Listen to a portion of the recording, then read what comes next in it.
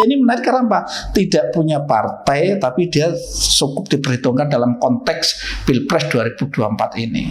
Sehingga kalau kita lihat Yeni saat ini, kita melihat itu ada karakter-karakter, ada kepribadian yang itu mewarisi klan besarnya tadi. Ketika kebuntuan saat ini terjadi, masing-masing calon presiden itu kebingungan mencari pasangan karena semua tadi ada tarik-menarik, ada negosiasinya tidak gampang. Bisa jadi kan Mbak Yeni menjadi solusi.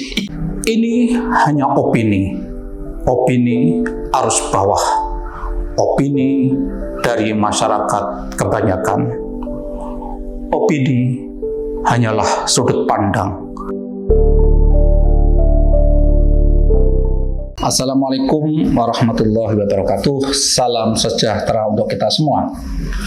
Dalam konten kali ini saya akan bicara tentang Yeni Wahid. Alasan saya karena belakangan ini Yeni kelihatannya menjadi banyak sorotan, disoroti banyak orang sepak terjangnya dalam politik. Meskipun Yeni sendiri tidak punya partai politik kan gitu. Bahkan beberapa orang mengatakan bahwa Yeni ini adalah menjadi salah satu calon wakil presiden yang cukup potensial, baik digandingkan dengan Prabowo, baik digandingkan dengan Ganjar maupun dengan Anies. Dan Yeni mengatakan secara terbuka, ketiga calon ini punya komunikasi yang baik dengan dia. Dia punya kedekatan dengan ketiga-tiganya. Dengan Prabowo dekat karena memang Gus Dur dulu juga dekat dengan Prabowo. Keluarga Yeni dulu orang tuanya Gus Dur itu juga tinggalnya kebetulan tidak jauh dari keluarga Prabowo. Dengan Anies karena Yeni sama-sama pernah di Paramadina, di Universitas Paramadina yang didirikan Nurcholish Madjid. Pada waktu itu Anies sebagai rektor, Yeni sebagai dosen.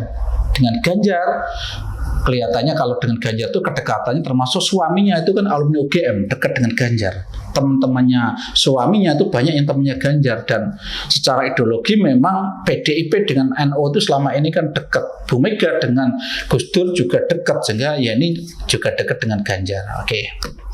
Yeni ini namanya cukup belakangan memang cukup sangat banyak menghiasi di media sosial ya, di pemberitaan juga. Yeni nama lengkapnya sebenarnya bukan Yeni. Yeni itu panggilan akrab. Yeni Wahid itu Yeni itu nama panggilan akrabnya, Wahid itu nama Gus Dur, Pak Abdurrahman Wahid, karena Wahid itu nama bapaknya Gus Dur, mbahnya Yeni berarti Mbah Wahid ya, Wahid Hasyim kan. Yeni nama lengkapnya itu sebenarnya Zanuba Arifah Kofsoh ya. Jadi mungkin tidak banyak yang tahu. Ini perlu saya sebut bin tahu. Semuanya tahu kok nama panggilannya, semua nggak ada yang tahu nama aslinya. Itu Zanuba Arifah Kofsoh. Saya relatif dulu agak dekat karena dulu ketika saya tugas sebagai jurnalis di Jakarta sering ketemu Yeni. Mbak Yeni ini kalau kita bandingkan dengan anak-anak presiden yang saat ini berpolitik, baik itu Mbak Puan putrinya Bu Mega, dengan Agus Harimurti Yudhoyono atau AHY putranya SBY, itu Yeni itu menurut saya nasibnya tidak terlalu bagus dibanding mereka. AHY punya partai yang didirikan oleh bapaknya dan bahkan dia ketua partainya. Mbak Puan itu saat ini juga berada dalam sebuah partai besar ya, PDIP, yang dipimpin ibunya, dia menjadi salah satu ketua DPP. Artinya apa? Untuk main politik, untuk menjadi elit politik, mereka berdua itu sudah punya modal. Sementara Yeni itu nggak punya. Jadi ketika Yeni itu sekarang menjadi salah satu politisi muda yang diperhitungkan, itu memang menurut saya cukup menarik karena dia itu beda dengan tadi AHY dengan Puan. Yeni itu sekarang nggak punya partai yang didirikan oleh Gus Dur, PKB. Ini kan dipimpin oleh Muhaimin, meskipun itu masih saudaranya, tapi kan Muhaimin itu kan berseberangan dengan dia, sehingga sudah sekian periode Yeni ini dan keluarganya itu kan tidak terlibat atau tidak dilibatkan dalam PKB. Jadi intinya itu Yeni menarik karena apa? Tidak punya partai, tapi dia cukup diperhitungkan dalam konteks Pilpres 2024 ini. Ya, tapi memang baik Yeni, Puan maupun AHY itu ya memang orang-orang yang sudah diuntungkan karena bapaknya, orang tuanya itu pernah menjadi presiden di Republik ini, gitu kan. Cuma lagi-lagi dalam konteks ini Yeni juga tidak seberuntung Puan dan AHY. Puan itu Bu Mega meskipun meneruskan Gus Dur, tapi artinya turunnya dari posisi kepresidenan kan karena periodenya selesai. AHY itu SBY malah 2 periode dan selesai sampai periodenya selesai. Lah Gus Dur itu diturunkan. Artinya Gus Dur itu jadi presiden hanya tidak sampai 2 tahun dan diturunkan. Artinya dalam konteks ini juga ya ini tidak beruntung, tapi lagi-lagi ini menarik karena ya ini sekarang justru dilihat oleh banyak orang itu meskipun tidak tadi ya masa lalunya modalnya tidak sebesar Mbak Puan dengan AHY, justru sekarang dipandang menjadi salah satu politisi muda yang sangat diperhitungkan. Oke, sekarang kita fokus ke bicara Mbak Yeni. Mbak Yeni ini menurut saya ya memang dia mewarisi terah besar ya. Mewarisi terah besar dari Mbah Hasyim Asy'ari pendiri NU gitu.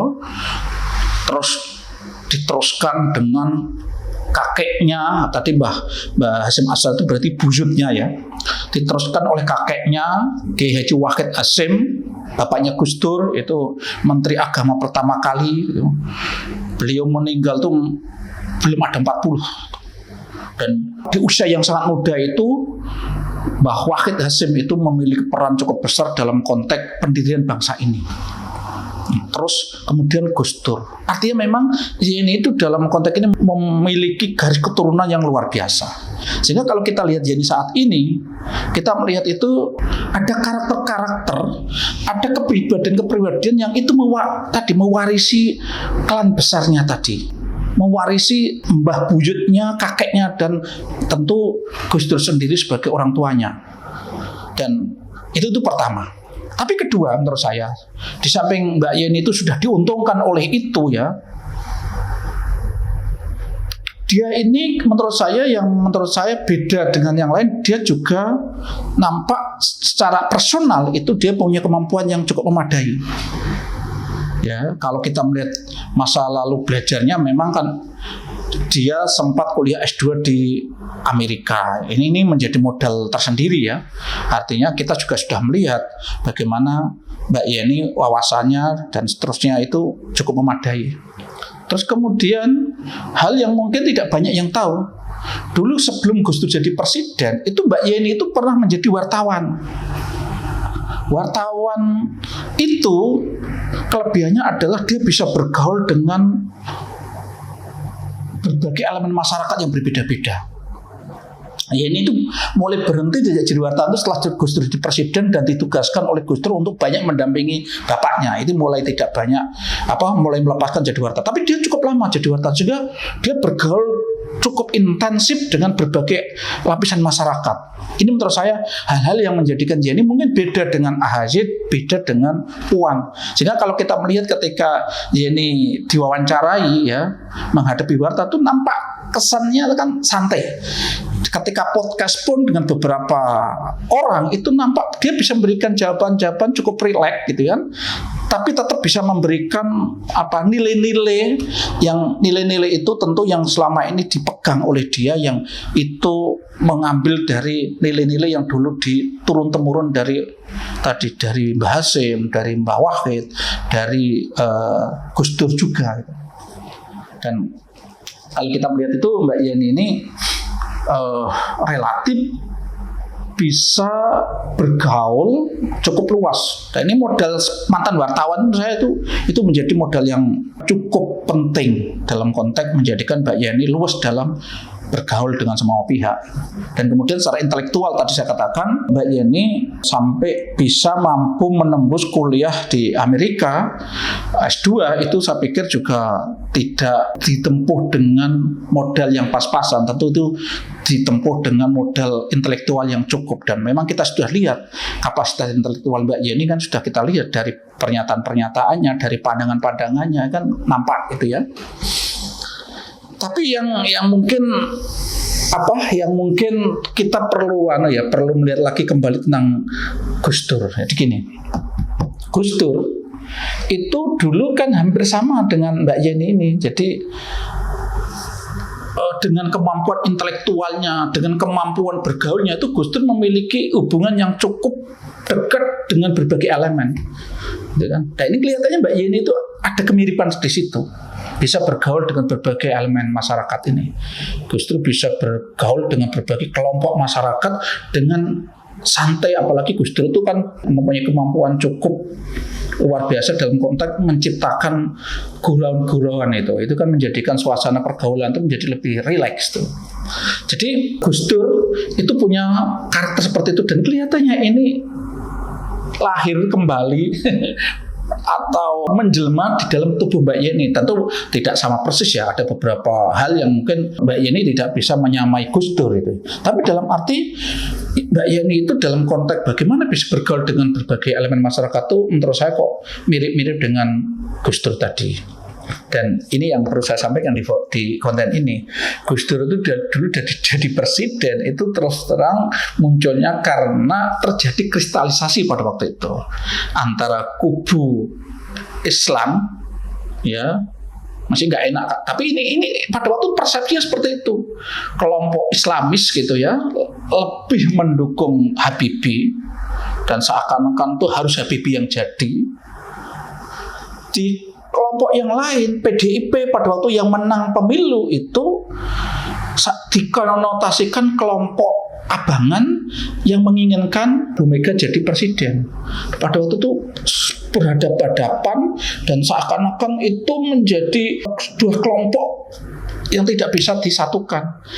Sehingga ketika dua kubu ini sama kuatnya dan dua kubu ini main harga mati, ini akhirnya terjadi semacam kebuntuan. Sehingga pada waktu itu Gus Dur tampil sebagai solusi, Gus Dur tampil sebagai kompromi. Karena apa? Kebetulan Gus Dur bisa bergaul baik dengan Habibie, dengan kelompoknya Habibie yang kelompok Islam ini juga baik dengan kelompoknya Marhens, kelompok PDIP ini juga bisa bergaul dengan baik. Sehingga pada waktu itu Gus Dur diusung oleh, bahasanya pada waktu poros tengah, dimotori oleh Pak Amin, namanya poros tengah karena ada poros Bu Mega, ada poros Habibie, terus poros tengah ini akhirnya menjadi kompromi, menjadi solusi, dan Gus Dur jadi presiden. Nah bisa jadi saat ini ketika kebuntuan ini terjadi, tentu bentuknya beda ya. Ketika kebuntuan saat ini terjadi, masing-masing calon presiden itu kebingungan mencari pasangan karena semua tadi ada tarik menarik, ada negosiasinya tidak gampang. Bisa jadi kan Mbak Yeni menjadi solusi. Kalau ini terjadi, berarti Mbak Yeni betul-betul bernasib seperti Gus Dur gitu. Oke, tapi menurut saya fenomena Mbak Yeni itu cukup menarik dan memang kelihatannya lepas dari Mbak Yeni itu lahir dari keluarga yang punya trah besar, tapi memang kapasitas pribadinya memang mumpuni ya, baik secara intelektual, baik keluasan dalam dia membangun relasi atau pergaulan yang luas. Itu adalah modal-modal politik yang itu secara pribadi memang dimiliki. Jadi memang ada modal trah besarnya, tapi juga ada modal yang secara personal dimiliki Mbak Yeni. Nah, menurut saya Mbak Yeni ini menjadi salah satu politisi muda yang ke depan kelihatannya ya punya prospek yang cukup bagus di samping para politisi muda yang tadi yang membawa terah keluarga besar orang tuanya yang memang pernah berkuasa di negeri ini. Juga termasuk mungkin Gibran itu juga nanti akan menjadi salah satu politisi ke depan yang mungkin juga akan punya masa depan yang cukup bagus ya. Tapi intinya kait dengan Mbak Yeni ini memang menurut saya tadi cukup menarik bahwa dia bisa menampilkan diri menjadi politisi yang diperhitungkan tanpa dia sekarang memiliki partai politik. Oke, kita tunggu perkembangan selanjutnya. Assalamualaikum warahmatullahi wabarakatuh.